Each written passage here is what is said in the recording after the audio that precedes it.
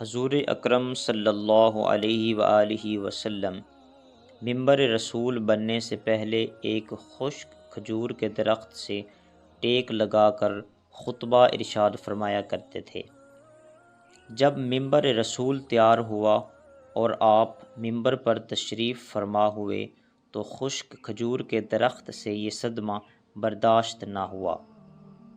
وہ اس طرح رونے لگ گیا جس طرح ایک چھوٹا بچہ روتا ہے، جیسے بچہ ماں سے جدائی کے وقت سسکیاں لیتا ہے۔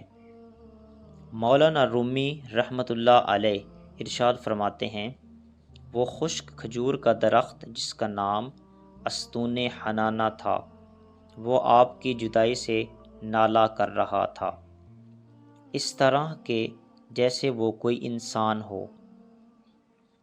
اس آواز سے تمام صحابہ کرام تعجب میں پڑ گئے کہ یہ ستون کس طرح رو رہا ہے۔ آپ نے پوچھا، اے منبر، تجھے کیا ہوا ہے؟ اس نے عرض کی، اے اللہ کے پیارے نبی، آپ کی جدائی کا غم مجھ سے برداشت نہیں ہوا۔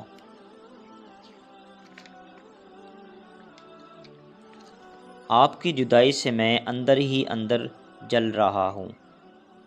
اس غم کی آگ کے ہوتے ہوئے آپ کی علیحدگی میں کیسے نہ آہیں کراہیں لوں۔ آپ ہی تو کائنات کی جان ہیں۔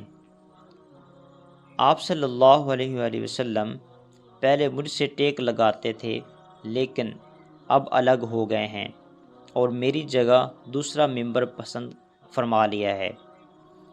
اس کے بعد آپ نے ارشاد فرمایا، اے مبارک ستون، اگر تو چاہے تو تیرے لیے دعا کرتا ہوں کہ تو سرسبز اور پھل آور درخت ہو جائے اور تیرے پھلوں سے ہر مشرقی اور مغربی فائدہ حاصل کرے۔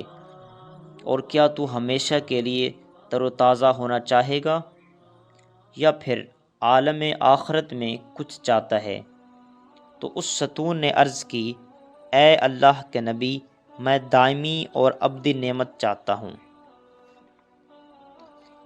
مولانا رومی رحمۃ اللہ علیہ فرماتے ہیں، اے غافل انسان، تمہیں اس لکڑی سے سبق حاصل کرنا چاہیے کہ تم انسان یعنی اشرف المخلوقات ہو کر اس دنیا جو فانی ہے اس پر رہن رکھا ہوا ہے اور آخرت سے مڑا ہوا ہے، جبکہ یہ ستون نعمت دائمی کو نعمت فانی پر ترجیح دیتا ہے۔ پھر اس ستون کو زمین کے اندر دفن کر دیا گیا تاکہ انسانوں کی طرح روز محشر اس کا بھی حشر ہو۔